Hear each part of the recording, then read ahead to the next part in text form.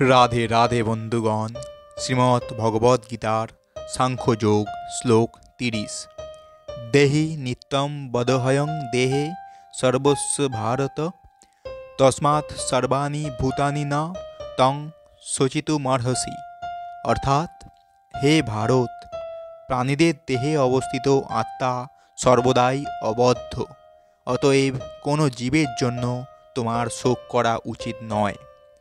এর তাৎপর্য, আত্মার অবিনশ্বরতার কথা প্রতিপন্ন করে ভগবান আবার উপসংহারে অর্জুনকে মনে করিয়ে দিচ্ছেন যে দেহের বিনাশ হলেও আত্মার বিনাশ হয় না।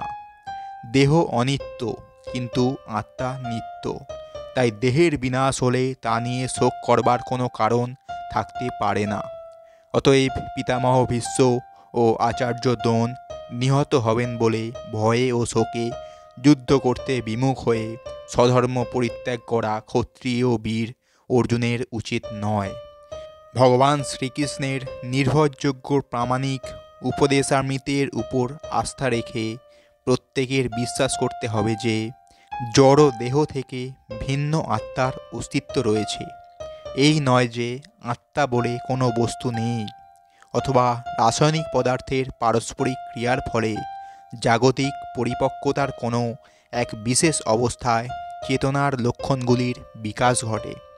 অবিনশ্বর আত্মার মৃত্যু হয় না বলে নিজের ইচ্ছে মতো হিংসার আচরণ করাকে কখনোই প্রশ্রয় দেওয়া হয় না।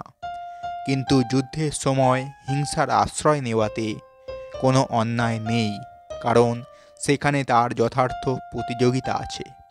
এই প্রয়োজনীয়তা অবশ্যই আমাদের খেয়াল খুশি অনুযায়ী বিবেচনা করা উচিত। তা হয় ভগবানের বিধান অনুসারে। তো বন্ধুগণ, এটাই ছিল আমাদের ভগবদ্গীতার সাংখ্যযোগ শ্লোক 30।